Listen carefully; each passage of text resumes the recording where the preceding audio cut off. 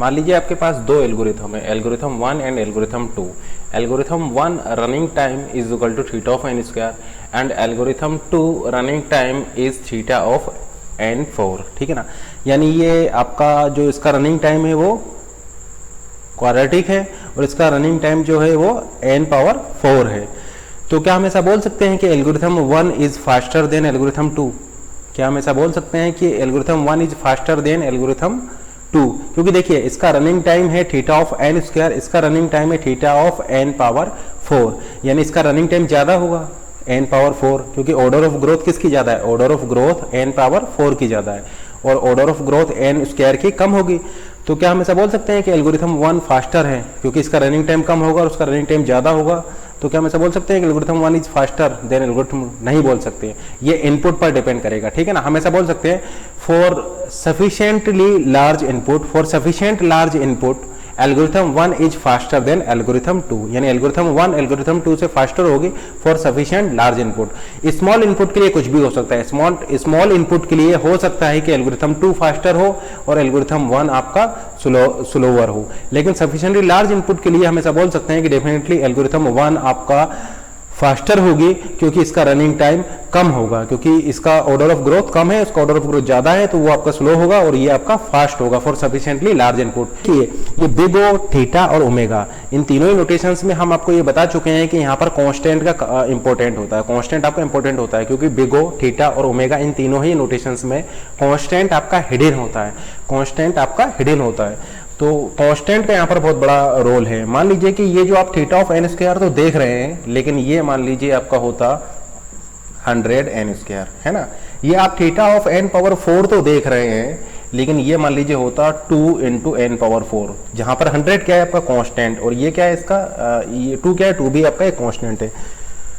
और फिर आप इनपुट्स पर मान लीजिए इसको चेक कर रहे हैं, तो अगर मान लीजिए आप n की वैल्यू 1 रखेंगे, n की वैल्यू 1 रखेंगे तो इसका आ जाएगा 100 रनिंग टाइम और इसका रनिंग टाइम आ जाएगा आपका 2। अगर आप n की वैल्यू 2 रखेंगे तो इसका रनिंग टाइम आ जाएगा 400 और इसका रनिंग टाइम आ जाएगा 32, इसका रनिंग टाइम आ जाएगा आपका 32। For small inputs algorithm 2 beat is algorithm 1, क्योंकि हम ऐसा बोल सकते हैं for small inputs here algorithm 2 is faster than algorithm 1। How, ठीक है ना, algorithm 2 is faster than algorithm 1, क्योंकि आपका ये जो कांस्टेंट है, ये इसके लिए स्मॉलर था।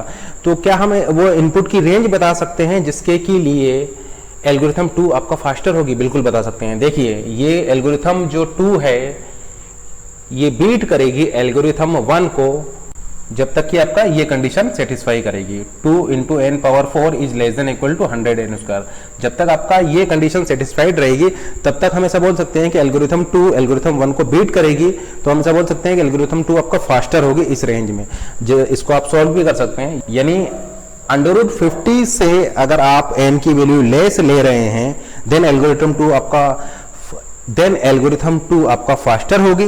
और अगर आप अपना इनपुट का साइज यानी n की वैल्यू अगर ग्रेटर देन √50 ले रहे हैं देन आपका एल्गोरिथम 1 वहां पर फास्टर हो जाएगी। तो हम ऐसा बोल सकते हैं algorithm 1 beat algorithm 2 after n is greater than √50, ठीक है ना। तो इस वैल्यू के बाद आपका एल्गोरिथम 1 फास्टर हो जाएगी। तो इसीलिए हमने यहाँ पर लिखा है फॉर सफिशिएंटली लार्ज इनपुट, तो यहाँ पर लार्ज इनपुट क्या हो जाएगा, n is greater than √50, algorithm 1 is faster than algorithm 2। लेकिन स्मॉल इनपुट के लिए कुछ भी हो सकता है, जैसे कि आप यहाँ पर देख रहे हैं फॉर स्मॉल इनपुट के लिए ये आपकी फास्टर है। आपका जो इंसर्जन सॉर्ट है वो वर्स्ट केस में n एलिमेंट्स को सॉर्ट करती है theta of n square time में, और आपकी जो मर्ज सॉर्ट है वो आपके n एलिमेंट को सॉर्ट करती है theta of n log n time में, ठीक है ना। तो इंसर्जन सॉर्ट का जो रनिंग टाइम है वर्स्ट केस में वो थीटा ऑफ n स्क्वायर है और मर्ज सॉर्ट का जो रनिंग टाइम है वो theta of n log n है। तो हम ऐसा नहीं बोल सकते कि मर्ज सॉर्ट आपका फास्ट होगी, हम ऐसा बोल सकते हैं for sufficiently large input merge sort faster than insertion sort. लेकिन जैसे कि आप यहाँ पर देख रहे हैं ये जो थीटा ऑफ n स्क्वायर क्या हो जाएगा, एक some constant c1 time n square और theta of n log n हो जाएगा some constant c2 time n log n, ठीक है ना। अब यहाँ पर जो ये इंसर्जन सॉर्ट में जो कांस्टेंट की वैल्यू है लेट्स से ये 8n स्क्वायर है, यानी हम ऐसा बोल सकते हैं insertion sort runs in 8n square steps and merge sort runs in 64 n log n steps. तो जैसे कि आप यहाँ पर देख रहे हैं कि जो इंसर्जन सॉर्ट है इसका जो आपका कांस्टेंट है वो स्मॉल है, इंसर्जन सॉर्ट का कांस्टेंट आपका स्मॉल है और मर्ज सॉर्ट का कांस्टेंट आपका लार्ज है। जबकि आप यहाँ पर क्या देख रहे हैं, आप यहाँ पर ये देख रहे हैं कि ऑर्डर ऑफ ग्रोथ जो है वो इंसर्जन सोर्ट का ज्यादा है, ऑर्डर ऑफ ग्रोथ जो है वो इंसर्जन सोर्ट का ज्यादा है। इंसर्जन सोर्ट का ऑर्डर ऑफ ग्रोथ है n स्क्वायर और मर्ज सोर्ट का ऑर्डर ऑफ ग्रोथ है आपका n log n। तो जब आप इसे n को कैंसिल कर देंगे तो आप ऐसा बोल सकते हैं कि यहाँ पर जो डिफरेंस आएगा वो n और log n में आएगा, यानी ये n से कर रहा है, ये आपका log n से करेगा। तो डेफिनेटली आपका हम ऐसा बोल सकते हैं कि ये ज्यादा टाइम लेगा, इंसर्जन सोर्ट आपका ज्यादा टाइम लेगा, मर्ज सोर्ट आपका कम टाइम लेगा।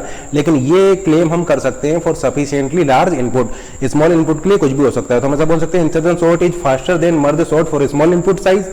और जब आपका इनपुट साइज लार्ज इनफ हो जाएगा देन हम ऐसा बोल सकते हैं कि मर्ज सोर्ट बीट कर जाएगा इंसर्जन सोर्ट से, क्योंकि जो फिर वहां पर ये वाला फैक्टर आपका काम करने लग जाएगा, क्योंकि आपको पता है कि log n जो होता है वो आपका स्मॉल होगा n से, देन आपका ये वाला जो फैक्टर है डोमिनेट करने लग जाएगा, ठीक है ना।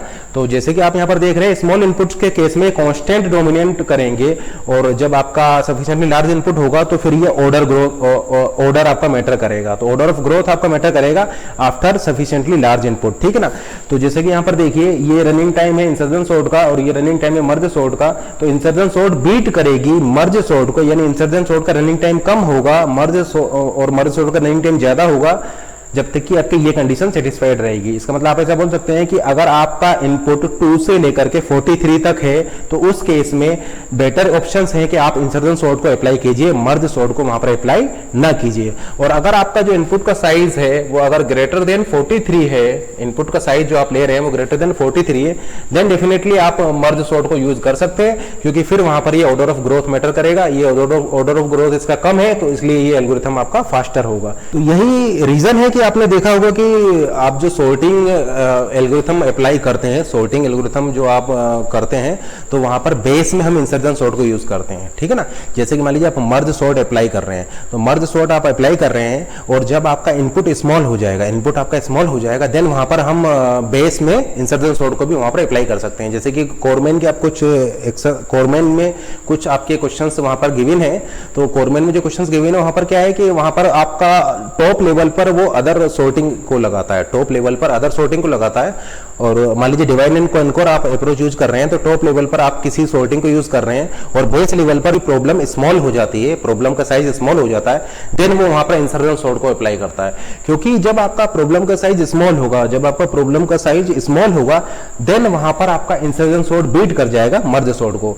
तो कोरमेन में आपका एक क्वेश्चन दिया हुआ है जहां पर कि मर्ज सॉर्ट में वो डिवाइड एंड कॉनकर आपका यूज होता है, तो मर्ज सॉर्ट में जब आपकी जो प्रॉब्लम का साइज है वो बेस पर जाकर के जब स्मॉल हो जाता है तो वहां पर उन्होंने इंसर्जन सॉर्ट को वहां पर अप्लाई किया है, क्योंकि insertion sort is faster then merge sort for small input size.